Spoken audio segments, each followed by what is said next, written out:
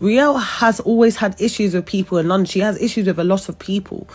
And they're all separate people for different reasons, because she always feels like she has to come in an environment and step to people for absolutely no reason. Like, her spirit is so rotten, and even what she posted hours before she even done what she done, like, these got going back and forth from way back. Like, this is not something that's just popped up now. So. I'm here in central London on Argyle Street, where a collision took place in the early hours of this morning at about 4:30, resulting in 3 people suffering serious injuries. A woman in her 30s is now in hospital in a critical condition. A man has also experienced life-changing injuries.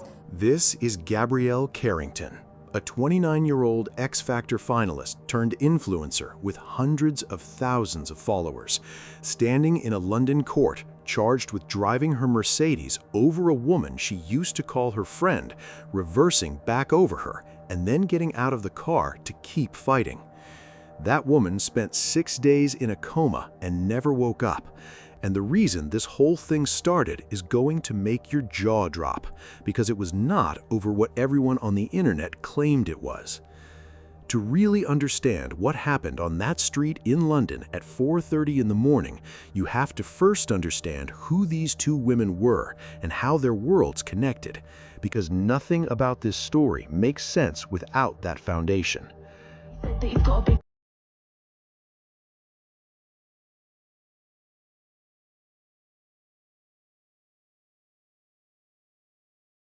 Klaudia Zagzewska, known online as Claudia Glam, was a 32-year-old woman who was born in Poland and had built her whole life in England, working as a beauty and fashion influencer out of Essex. She did not have a label behind her or a management company writing her checks. She built everything herself, just her personality, her camera, and a genuine connection with people who watched her. By the time this story broke, she had around 275,000 followers on Instagram under the handle @ClaudiaGlam, along with a growing TikTok audience of roughly 50,000 people. Her content covered fashion hauls, travel, body-positive messaging, and those videos where she would clap back at people who came for her online, always with humor and confidence. She was an ambassador for Fashion Nova and Fashion Nova Curve, and the people who knew her personally described her as somebody who just made the room feel better when she walked in. Her mother, Kinga, would later describe Claudia as her angel and her entire world, saying her daughter had a pure heart and that their bond was like nothing she had ever known. Friends called her the kindest and most loving soul. By every account, she was a young woman with a future in front of her and plans to go with it. Now, on the other side of this story is Gabrielle Carrington, 29 years old, from Manchester, known online as Riel UK. If you follow UK influencer culture, you know her name. She had over 365,000 followers on Instagram at Riel UK. Her whole brand was built around the luxury lifestyle, holidays in Mexico, Jamaica, and Mykonos, designer bags, restaurants, high-end fashion. She was posting the kind of content that makes you feel like you were watching someone else live the life you always wanted. But Carrington's story goes back further than Instagram.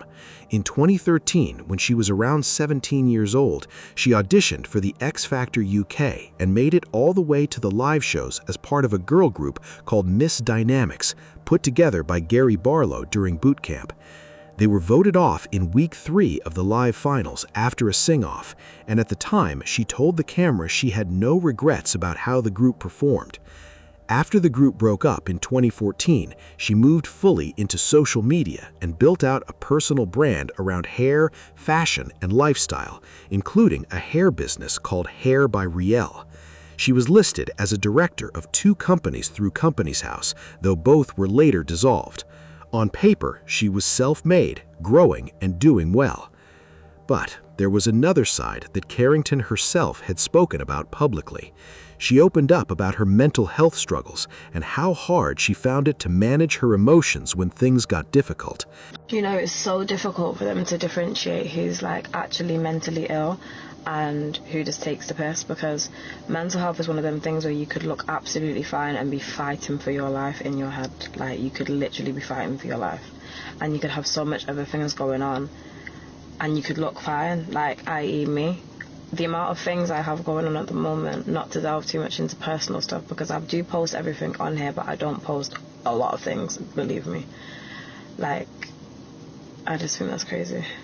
So just be nice to people when you see them on the roadside or passing by or in work or in the gym or just wherever you're going. Just be thoughtful for what people are actually going through in their heads, because it's not easy to be inside your brain sometimes. Sometimes you are your worst critic, and like, you're just worst enemy sometimes. I said about sometimes about 9. That footage had been posted years earlier and resurfaced in the aftermath of the incident, with a lot of people pointing to the gap between the polished lifestyle she showed online and what she was clearly dealing with underneath it. She had spoken about it herself, which made everything that followed feel even heavier. These two women were not strangers to each other. They were not random people who just happened to be at the same nightclub. Instead, they were part of the same UK influencer world, moving in the same circles, showing up at the same events, probably knowing a lot of the same people. And that matters more than most people are giving it credit for, because what happened was not random. It was the end of something that had been building for a long time, and the spark that started it is not what Twitter and TikTok told you it was. The moment news broke, the internet ran with the story that all of this was over a man, specifically a UK rapper known as Twin Spine. The rumor spread fast. People started piecing together timelines, digging up old photos, connecting dots that may or may not have been connected at all.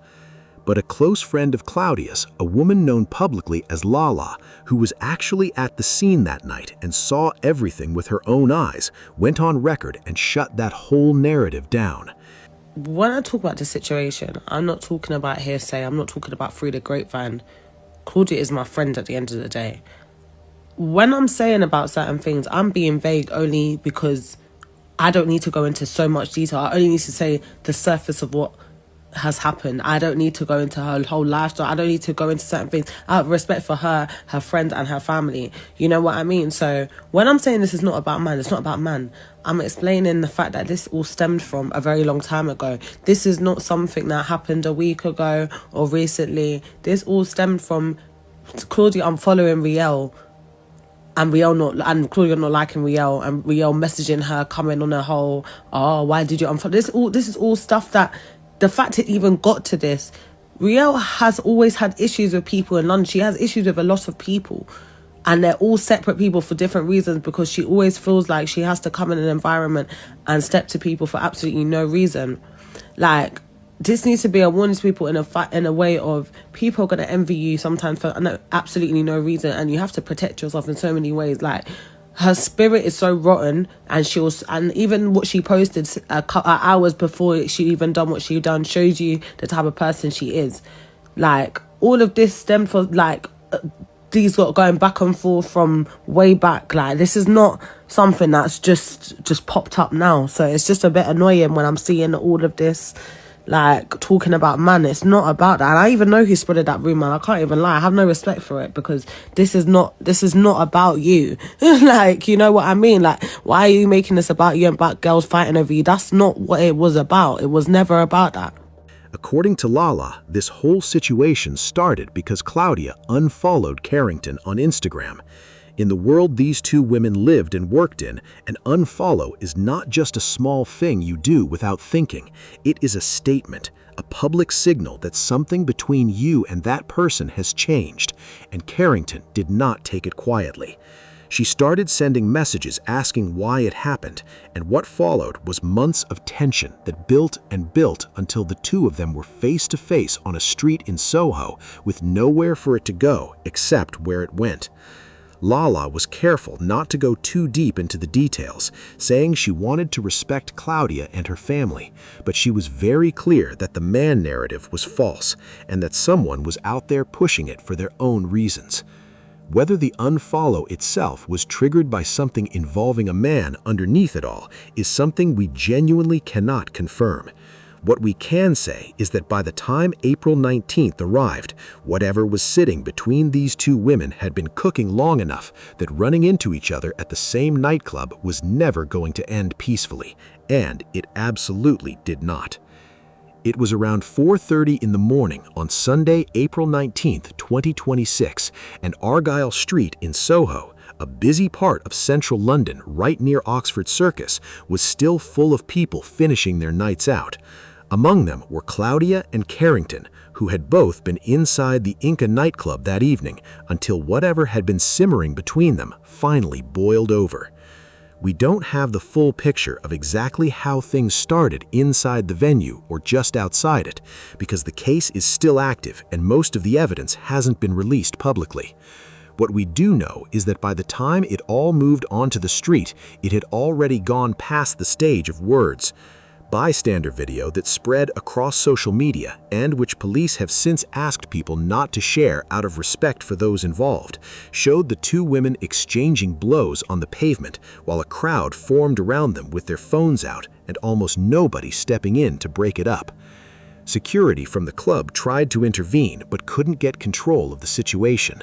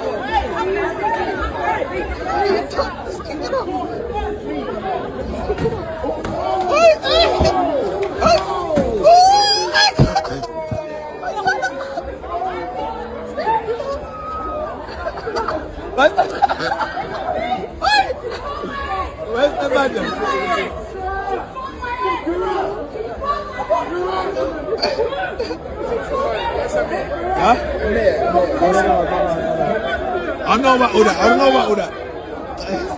I was kicking up.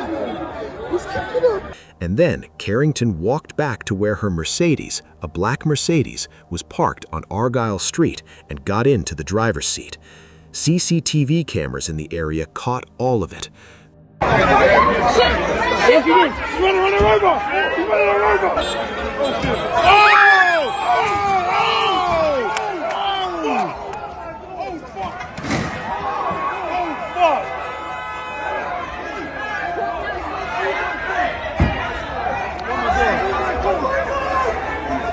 The vehicle immediately moved off and sharply mounted the pavement.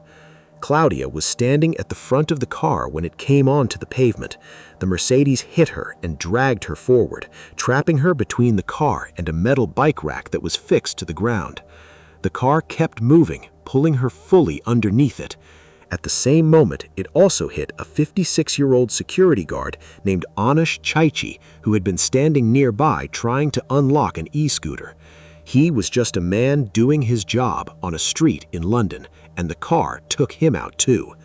A third person, a woman in her 30s named Letitia Armstrong, was also struck and suffered a broken wrist.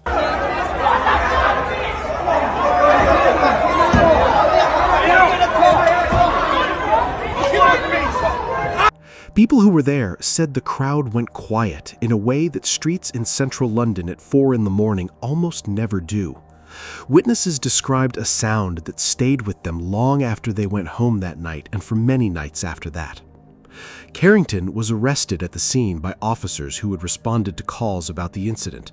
When she was breathalyzed, the reading came back at 61 micrograms of alcohol per 100 milliliters of breath, and the legal limit in the UK is 35 micrograms. She was nearly double the legal limit when she got behind that wheel.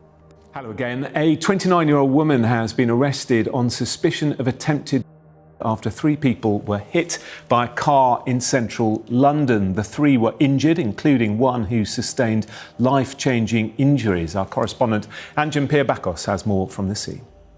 I'm here in central London on Argyle Street, where a collision took place in the early hours of this morning at about 4:30, resulting in 3 people suffering serious injuries.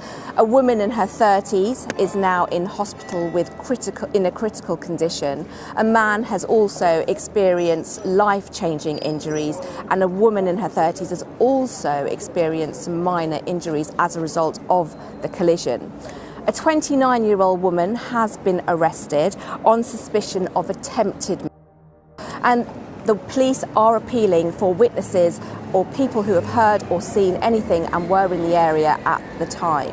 The cordon behind me also includes a car which is in the cordoned off area, and police are in the area, and there is no public allowed to cross through this particular busy part of London here in Argyle Street.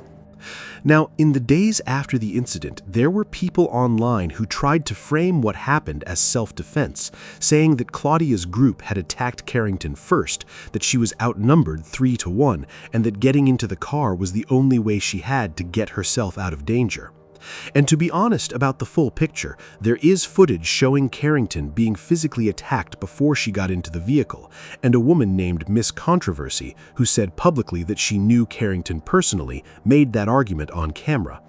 But even if you take that version at face value, and the police and prosecution clearly do not, it still does not explain the reversal. Getting into a large car and accelerating onto a pavement full of people is one thing. Reversing back over a woman who is already lying still on the ground is something else entirely. And it is the reversal that the prosecution is going to make a lot of noise about in that courtroom. By the time the car reversed, Carrington was already inside a locked vehicle. Whatever threat existed outside that car door was already behind her, and she still made that choice.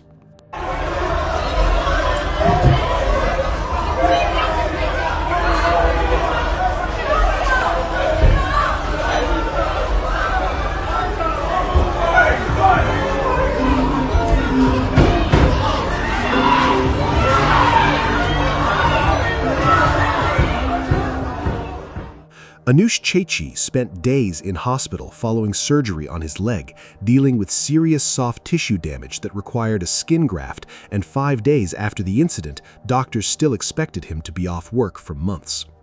Claudia was taken to hospital in critical condition, and she stayed there for 6 days. Her mother Kinga posted on Instagram asking people to keep praying, and a GoFundMe titled "Give Claudia a Fighting Chance" was started by the family with a goal of £50,000 to cover medical costs and whatever else they were going to need going forward. Kinga wrote that her daughter was, quote, currently in a coma and desperately fighting for her life, and that anyone who knew my gorgeous daughter knows how truly wonderful she is. She has touched so many people with her pure heart and kindness, unquote. Those 6 days were everything Claudia had left. On Monday, April 20th, 2026, 1 day after the collision, the Crown Prosecution Service formally charged Gabrielle Carrington with 5 separate offenses: attempted murder of Claudia Zagzewska, grievous bodily harm with intent against Anush Chechi, assault causing actual bodily harm against Letitia Armstrong, dangerous driving, and drink driving. The day after that, April 21st, Carrington appeared in person at Westminster Magistrates Court in London for her first hearing, Court 1, before District Judge Nina Tempia. She walked into the dock wearing a grey leisure suit with a female security officer beside her, standing with her hands on her hips. She confirmed her name, her date of birth as the 6th of November 1996, and her home address. She was not asked to enter a plea at this stage because under the UK legal system, pleas at the beginning of a serious case like this are not taken at the magistrates' court. That happens at a higher court. Prosecutor Rizwan Amin stood up and walked the court through what the CCTV had captured, going through the sequence of events step by step. He described the background dispute between the 2 women, Carrington returning to the vehicle, the car mounting the pavement, and Claudia's body being dragged underneath it. Dozens of family members and friends from both sides were in the public gallery watching every word of it, with court security guards seated alongside them. Then, as Carrington was being led back down to the cells at the end of the hearing, she turned toward the gallery and made a heart shape with her hands. That moment was filmed and circulated online within hours, and people had a lot to say about it. Some felt she was directing it at her family, which is the most natural reading of it, but others were genuinely angry, feeling it was deeply inappropriate given what had just been described out loud in that courtroom. Whatever her intention was, that image became part of the public story of this case, and it is not going away. When it came to bail, the prosecution argued against it, pointing to the fact that Carrington had been traveling regularly between the UK and Dubai and the UAE, and that her large social media following gave her the means and the reach to potentially influence witnesses or interfere with the investigation. Judge Tempia agreed with that reasoning and remanded her in custody, meaning Carrington went from the courtroom directly to prison, where she has been sitting ever since. The case was sent up to the Old Bailey, which is the Central Criminal Court in London, meaning the court that handles the most serious criminal cases in all of England and Wales. The next hearing there was listed for Tuesday, May 19, 2026, but before that date even arrived, everything changed. On April 25, 2026, 6 days after the collision, Klaudia Zagzewska died. Her family had been at her bedside through everything, through the coma, through the procedures, through every hour her body tried to hold on, and then it simply could not hold on anymore. Her family released a short statement saying simply that Klaudia touched many hearts and we are all in agony. Detective Chief Inspector Alison Foxwell of the Metropolitan Police confirmed the death and announced that the charge of attempted murder against Carrington would be formally upgraded to murder. DCI Foxwell also addressed the public directly, asking people to stop sharing graphic footage from the scene out of respect for Klaudia's family, and because doing so could get in the way of the investigation and affect future court proceedings. So as of right now, Gabrielle Carrington is sitting in a prison cell facing a murder charge, and the case is heading to the Old Bailey.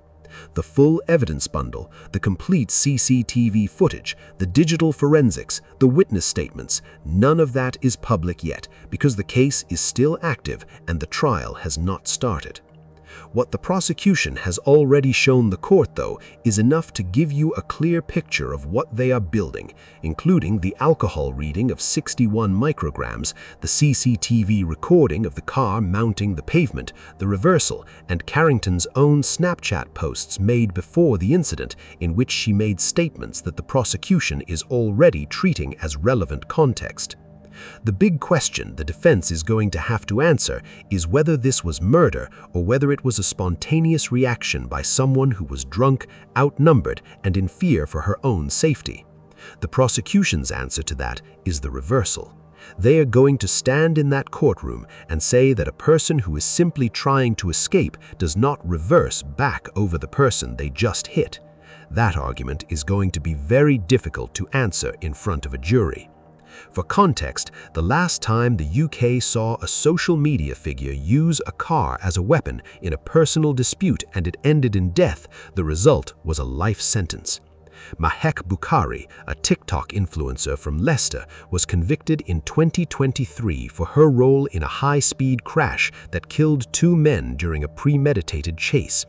She received a minimum term of 31 years and 8 months, which was later reduced to 26 years on appeal.